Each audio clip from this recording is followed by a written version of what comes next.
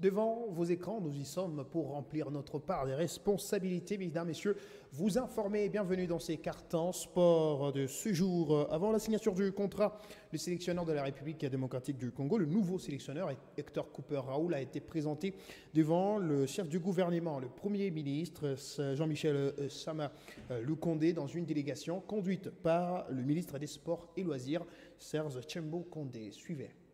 Merci beaucoup. Nous sommes venus accompagné de la Fédération congolaise de football, voir le Premier ministre pour présenter le nouvel entraîneur de l'équipe nationale des Léopards, M. Hector Cooper, qui est à ma droite. C'est lui désormais le nouveau coach de notre équipe nationale. Alors, il est à Kinshasa, sur le sol congolais, ça fait 48 heures. Et demain, nous allons procéder à différentes cérémonies, notamment celle de la signature de son contrat. Alors avant de signer le contrat, il était nécessaire qu'il vienne d'abord présenter l'éligibilité à l'autorité, chef du gouvernement. Écoutez, la Fédération congolaise de football est très professionnelle, avec à la tête le président Constant Omari.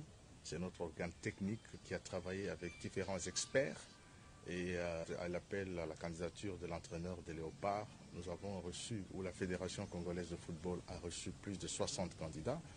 Et d'après les critères ou après analyse, on a trouvé que c'était le coach qui avait un palmarès consistant pouvant amener notre équipe nationale à retrouver son image d'antan.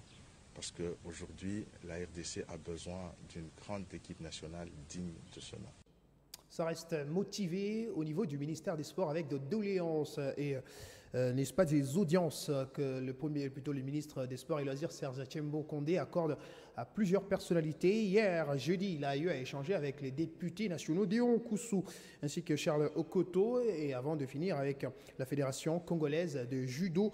Ici, Déon Koussou, député élu bien sûr du Congo central, parle de l'état des infrastructures dans sa province et il revient sur la construction du stade de Matadi. Suivant.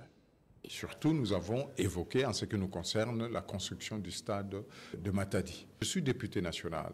Je pense que ce stade a droit au financement venant du niveau national. On est venu seulement pour lui dire ce qui s'est passé. Nous avons une médaille, une deuxième médaille d'or avec le même athlète, et qu'elle est qualifiée pour les JO. Il s'agit, on ne sait pas encore, d'un présage ou d'un message qui laisse présager l'avenir de ce dernier. Lui, c'est Guy Mafuta, qui a eu un entretien accordé, n'est-ce pas, aux journalistes quinois, autour duquel il a bien sûr parlé de l'avenir de la Fédération congolaise de football association et pourquoi pas de cet homme de Constant Omari durant son mandat. Guy Mafuta parle bien sûr de la FECOFA et de l'existence de cet homme à la tête de cette instance fêtière du football congolais. Moi, je crois que le président Constant Omari a vu juste. Il faut des fois dans la vie lire les signes du temps. Déjà, beaucoup de gens commençaient quand même à se lasser. Il ne faut pas avoir honte ni crainte de le dire. Beaucoup commençaient à se lasser de sa présence. Mais le problème, est-ce Constant Omari ou c'est le système? Lui-même l'a dit, si je quitte et que vous ne changez rien, il n'y aura pas d'avancée.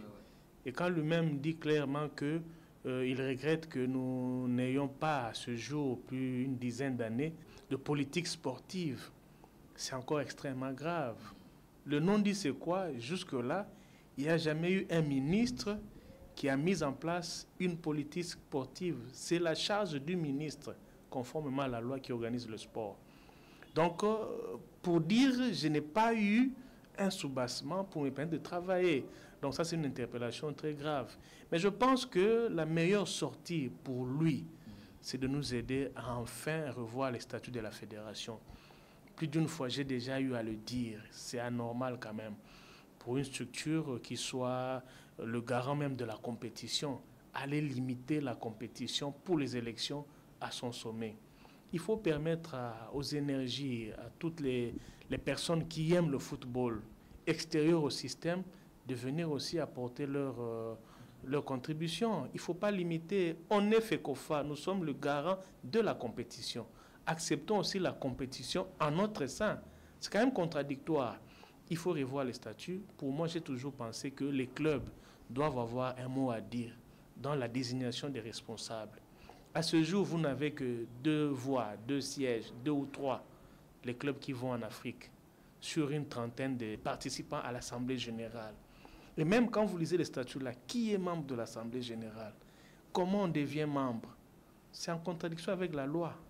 Quand vous lisez entre les lignes, moi je pense que si le président Constant aime, je sais qu'il aime le football, la chose qu'il doit faire aujourd'hui, c'est nous aider tous ensemble à réfléchir autour des statuts de la fédération. Ils ont eu chaud, en tout cas, il faudrait le dire, après leur défaite concédée dans les Classicos face au TP Anglebert Mazembe, mais ils ont su quand même garder la tête haute et garder leur destin en main après leur victoire face aux Cheminots du FC Saint-Ouen-le-Popo hier. La AS Vita Club est mathématiquement par là champion de la 26e édition de la Vodacom Ligue 1. Une joie qui s'est fait observer au QG avec les chants ou les hymnes des vainqueurs dans la capitale. Les Verts et Noirs ont fait bouger leur quartier général. Nous revenons ici dans cette soirée chaude de Banambongo.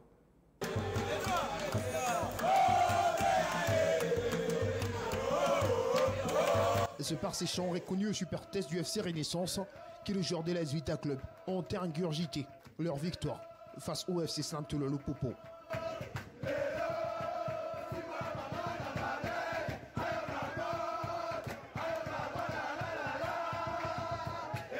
Une victoire arrachée sur les fils de l'âme avec un Zombo signé au Bet Mayamba qui fait des clubs un champion de la Ligue à foot, ou presque. Quand vous vous fixez un objectif et que vous arrivez à l'atteindre, vous êtes content.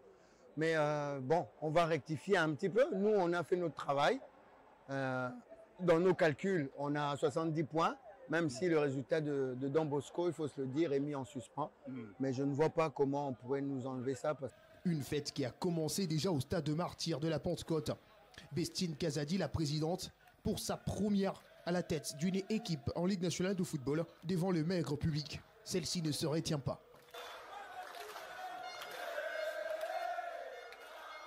Les joueurs sont conscients de leur titre qui les attend au dernier match, comme en 2018. 67 points déjà au classement. Plus rien n'empêcherait à Jean-Florent Ibengue de présenter officiellement les titres de sa chanson, dont les refrains étaient chantés depuis le début de la saison. On veut être champion, on veut gagner le titre cette saison.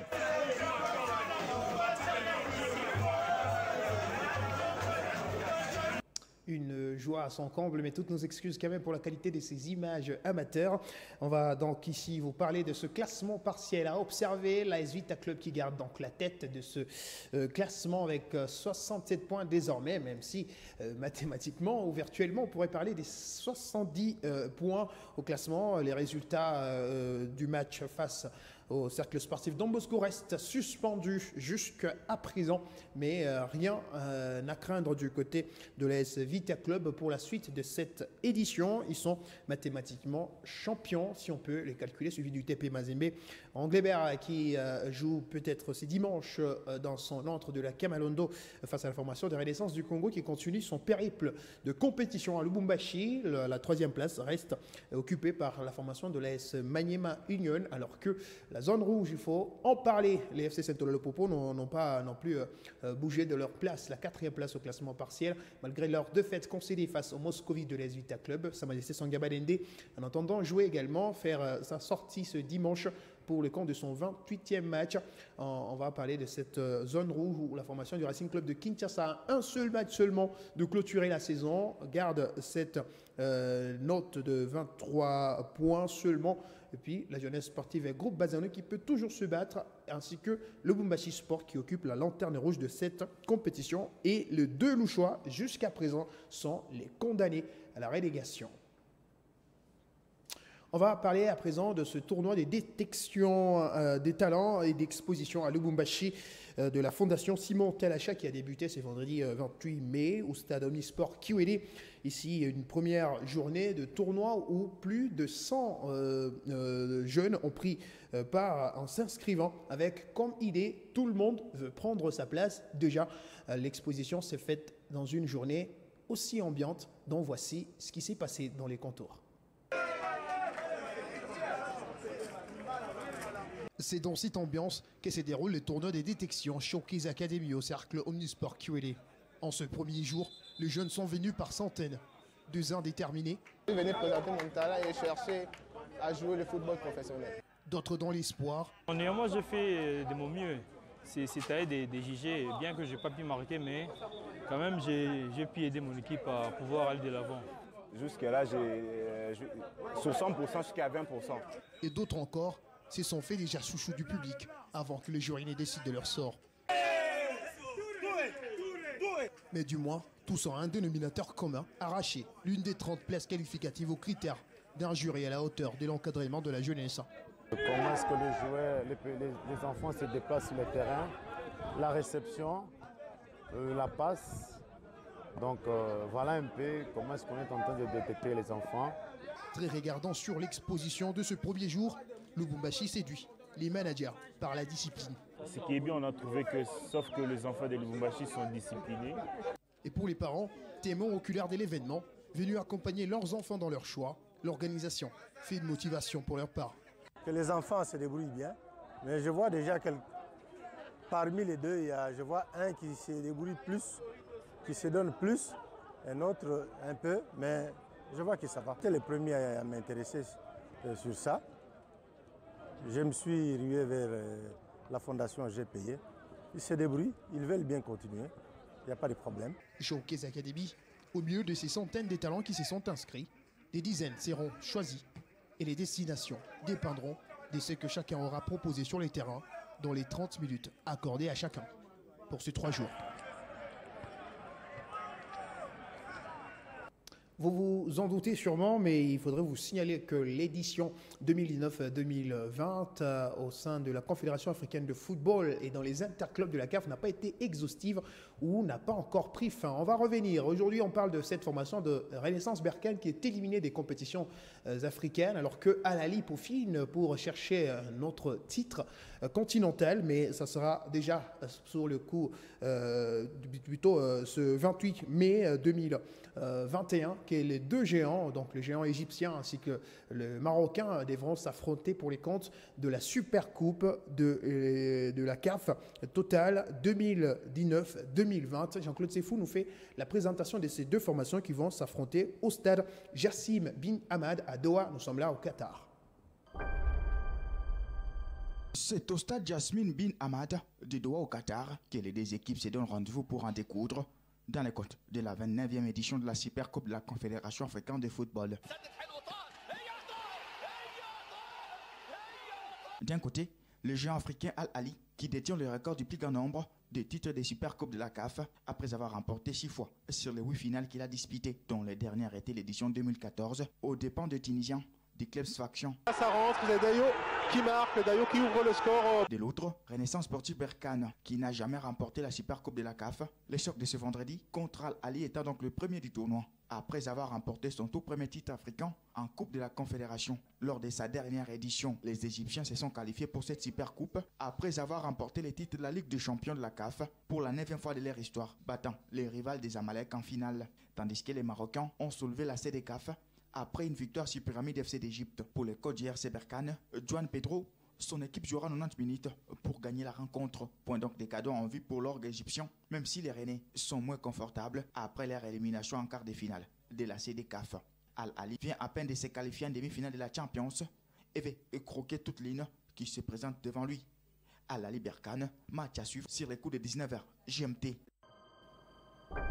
Ligue nationale de football version féminine pour terminer avec ce journal des sports. On va revenir sur cette deuxième journée sur les stades de Martyrs de la Pentecôte où il y a eu la formation du Daring Club Bikira de Kinshasa qui a atomisé au croisé des crampons la formation de Sporting Club AF DDK de Chikapa. 19 contre 0 score à l'arrivée de cette explication que nous relate ou que nous résume ici Soleil Toumba Moufika, notre correspondant. Il s'agit de la première rencontre pour Sporting Club AFDDK de Chikapa et deuxième sortie pour DC Bikira de Kinshasa. Une rencontre qui s'inscrit dans le cadre de la deuxième journée de la 12e édition de la Coupe du Congo, version féminine. À l'arrivée, Bikira, tactiquement supérieure à AFDDK, a réussi à renvoyer les filles de coach Mwanza Radibou à la pause avec un score de 8-0. Des retours au vestiaire, Bikira excelle toujours et domine lamentablement son adversaire. Score final, 19 buts à brosse. Et c'est une joie pour l'entraîneur principal. Bon, ma position est à la correction quand on est concentré pendant le match. Ok, on est concentré. L'équipe tout objectif et une défaite acceptée et attribuée à l'impréparation. Mwanza Radibou en motive. Ça, c'est une équipe, une jeune équipe. C'est la première fois qu'on a essayé de forcer. On a condition de bêter les Anglais en côté. De bêter la condition comme un cas. Tu as payé 3 jours, entraînement zaté, placé au sein d'entraînement zaté. Tu as été là jusqu'à l'entraînement. Guy Mafuta Kabongo, Théo Kazadi Mouaïla et Mwanza Mouniadi Bon Soleil, tous députés nationaux du Kasaï, ont fait le déplacement au stade de Martyrs pour encourager ces filles malgré cette lourde défaite. Vous avez des jeunes gens, des jeunes filles qui pour la première fois ont vu Kinshasa, qui pour la première fois montent sur une pelouse synthétique, qui pour la première fois voient un stade vraiment tel qu'ils le voient à la télévision. Il y a un effet sur elles. Ça, c'est un premier élément. Et puis le deuxième élément, vous l'avez dit, il n'était pas un effectif requis pour jouer. Donc ils étaient en sous-nombre, ce qui a fait qu'il y a eu cela. Il faut tenir compte des conditions dans lesquelles elles ont joué ce premier match. On nous a signalé qu'ils ont commencé avec 7 joueurs sur le terrain parce qu'ils n'avaient pas de Varese. C'est tout à fait normal qu'elles perdent ce premier match-là, même avec ces scores lourds. Et d'autres rencontres sont prévues samedi et dimanche, suivant ainsi les réunions techniques des organisateurs. Par ici, prend fin ces 15 minutes d'informations sportives sur les antennes de Héritage Télévision. Mesdames, Messieurs, on se quitte, mais il faudrait rester dans cette chaleur sportive car la finale de l'UEFA Champions League, c'est pour ce samedi sur les coups des 21h. Merci à Raphaël Dipadianzambi de nous avoir réalisé et ensemble de l'équipe d'avoir préparé ce journal. Je vous donne rendez-vous très prochainement. Au revoir et bon week-end.